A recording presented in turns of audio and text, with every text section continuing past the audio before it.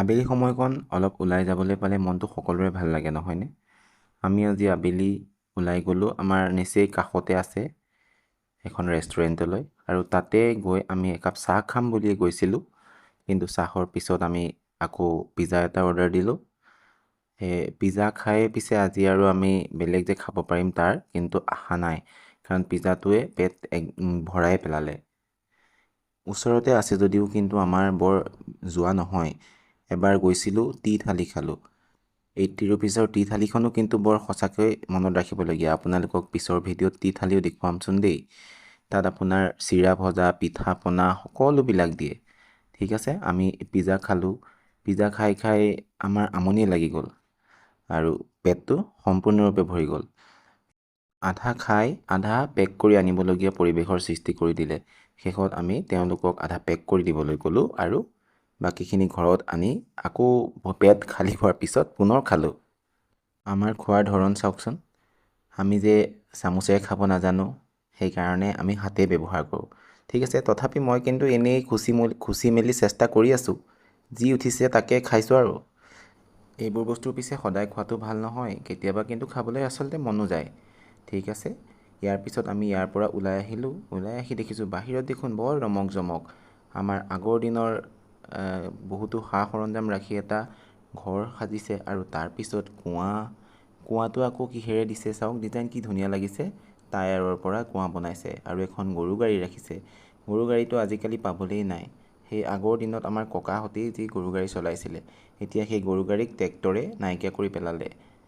তাৰপিছত মানুহজনীয়ে আকৌ ফটো উঠিব পৰা এটা ফ্ৰেম দেখি দৌৰ মাৰি গ'ল। তাত আকৌ দুখন পাখি লাগি আছে চৰাইৰ দৰে। তাত হাত মেলি লৈ নিজেও উৰিবলৈ মন কৰিছে। দেখিছেই নিশ্চয়, কি যে ভাল লাগিছে। দিনত আৰু কিন্তু ভাল লাগিব। আৰু পৰিৱেশটো কিন্তু বৰ ধুনীয়া আৰু ইয়াত সৰু ল'ৰা ছোৱালীকো মন ভাল লগাবৰ কাৰণে এখন সৰু পাৰ্কৰ দৰে ব্যৱস্থা কৰি ৰাখিছে। তাত চাওকচোন কি আছে আপোনালোকে। জিৰাফ এটা বৰ ধুনীয়াকৈ সজাই ৰাখিছে। এখন ফুলনি বাগিচাৰ মাজত বাগানভেলীয়া আৰু ল'ৰা ছোৱালীয়ে খেলিব পৰা শ্লাইডিঙৰ ব্যৱস্থা কৰি ৰাখিছে। হয়নে? ইয়াৰ পিছত তেওঁলোকৰ সেইটো আমি আচলতে পিছত আপোনালোকক দেখালোঁ এণ্ট্ৰেঞ্চটো হয় এইটো। আৰু আমি প্ৰথমতে বিপৰীত ফালৰ পৰা সোমালোঁ কাৰণে ওলাই আহোঁতে এণ্ট্ৰেঞ্চেৰে আপোনালোকক এক্সিট কৰি দেখাইছোঁ। আজি আবেলিটো এনেদৰেই পাৰ কৰিলোঁ। এতিয়া আৰু ঘৰলৈ যোৱাৰ সময়, ঘৰলৈ যামগৈ বুলি আগবাঢ়িলোঁ। আপোনালোকক সকলোখিনি কৈছোঁৱেই, কিন্তু আপোনালোকক ইয়াৰ লোকেশ্যনটো ইতিমধ্যে কোৱাই হোৱা নাই।